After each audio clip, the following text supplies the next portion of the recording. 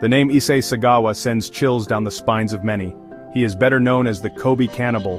In 1981, Sagawa committed a horrific crime that shocked the world.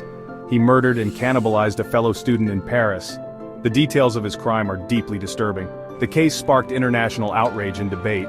It continues to fascinate and horrify to this day. Sagawa's case is not just about the gruesome act itself, it delves into the complexities of the human psyche. It raises uncomfortable questions about justice, morality, and the nature of evil. The story of Issei Sagawa is a chilling reminder of the darkness that can reside within seemingly ordinary individuals. His case continues to challenge our understanding of criminality and punishment. The world watched in disbelief as the details of Sagawa's crime unfolded. He became a morbid fascination for many. People struggled to comprehend the depths of his depravity. The case ignited a media frenzy. It sparked debates about criminal responsibility and the adequacy of legal systems in dealing with such extreme cases.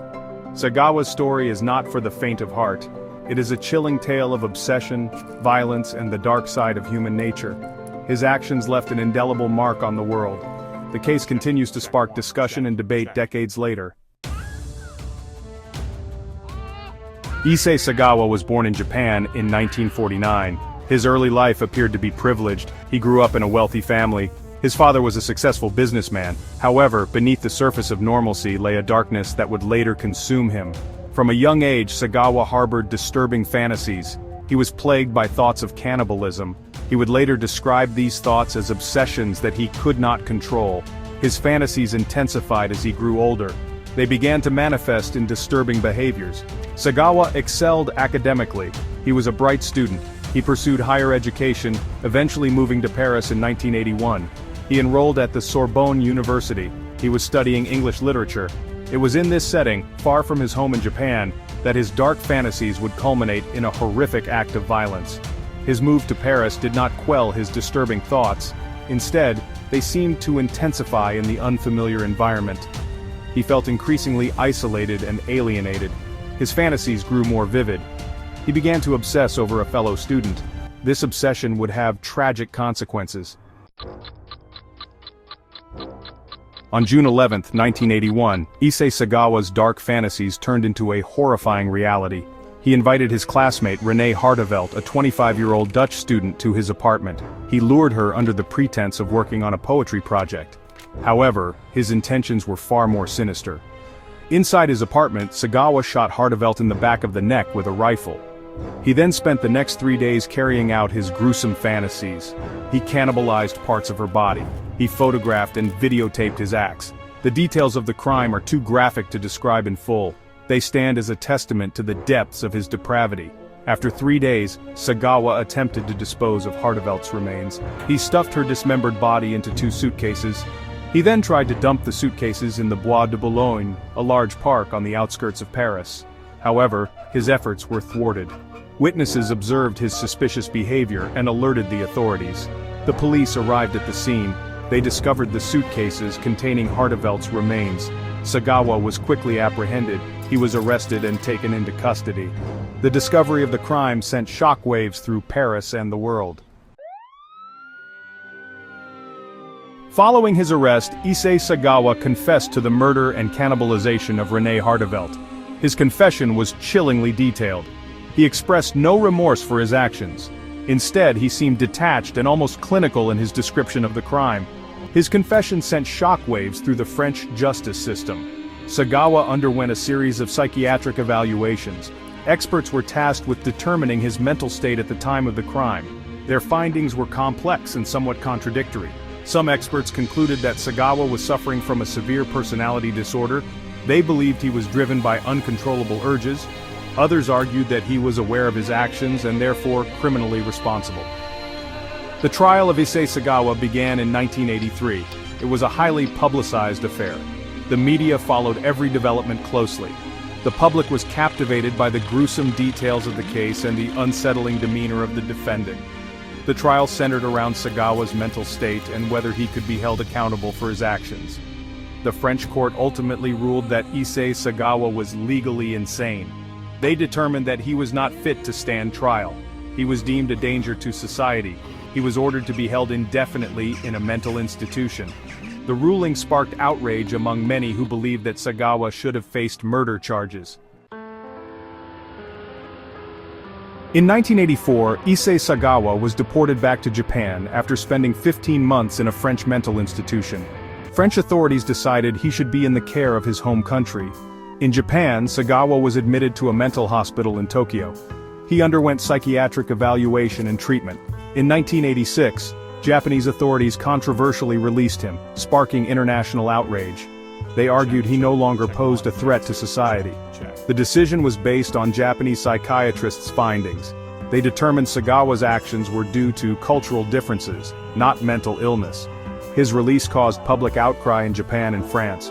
Many believed he should have remained institutionalized. They argued it was a miscarriage of justice. The French authorities were particularly outraged. They felt betrayed by the Japanese justice system. Despite the outcry, Sagawa remained free in Japan. He lived a relatively normal life. He wrote books and articles about his experiences. He even appeared in some Japanese films. His release remains a controversial topic. It raises questions about cultural differences in mental illness treatment. The cannibal celebrity, Sagawa's life in the public eye. Upon his release, Issei Sagawa was met with a mixture of disgust and morbid curiosity. This fascination propelled Sagawa into a bizarre form of celebrity. He became a sought-after commentator on television and radio programs. Sagawa wrote books detailing his crime and experiences.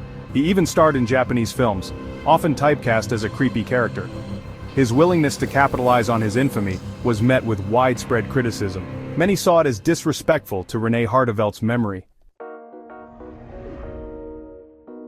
Fading from the spotlight, Sagawa's later years and death. As the years passed, the public fascination with Issei Sagawa began to wane.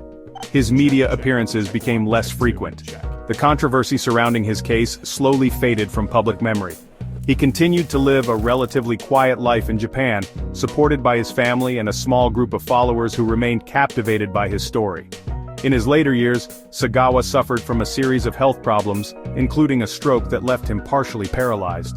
Confined to a wheelchair and requiring constant care, he became a shadow of his former self.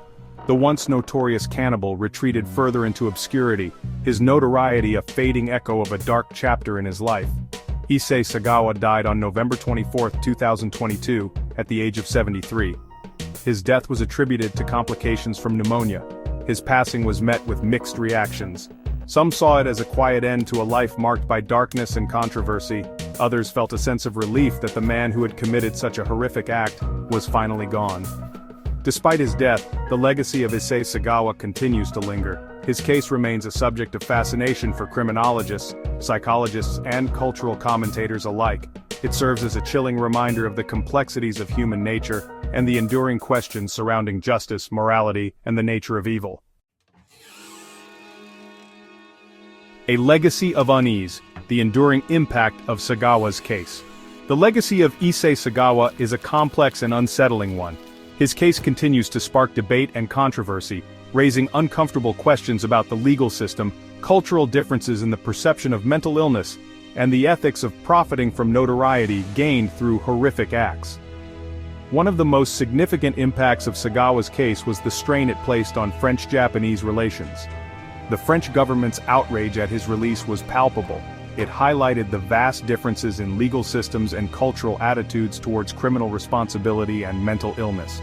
The case exposed the limitations of international law in dealing with individuals deemed insane in one country, but not another. Sagawa's ability to capitalize on his notoriety in Japan further fueled the controversy. His books, media appearances, and even his foray into the adult film industry sparked ethical debates about profiting from crime and the role of the media in perpetuating such narratives. Some argued that his freedom of expression should be protected, while others condemned the platforms that gave him a voice. Perhaps the most tragic aspect of Sagawa's legacy is the enduring pain inflicted on Renée Hardevelt's family. Their daughter's murder was a horrific tragedy, compounded by the inadequate justice they felt was served. Sagawa's subsequent release and public platform only deepened their wounds, forcing them to relive their loss again and again. A chilling reminder. Reflections on justice, morality, and the macabre. The story of Issei Sagawa continues to fascinate and repel us decades after his crime. It serves as a chilling reminder of the darkness that can reside within seemingly ordinary individuals and the complexities of a justice system grappling with the boundaries of sanity and accountability. Sagawa's case forces us to confront uncomfortable truths about ourselves. It exposes our fascination with the macabre, our morbid curiosity about the inner workings of a mind capable of such horrific acts. His story also highlights the limitations of our legal systems and the cultural biases that influence how we perceive and punish criminals. The case of Issei Sagawa, the Kobe cannibal, is more than just a true crime story. It is a cautionary tale about the fragility of the human psyche, the enduring power of our darkest desires, and the unsettling reality that evil can lurk in the most unexpected places. It leaves us with a lingering sense of unease, forcing us to confront the darkness that resides within us all and the fine line that separates civilization from chaos.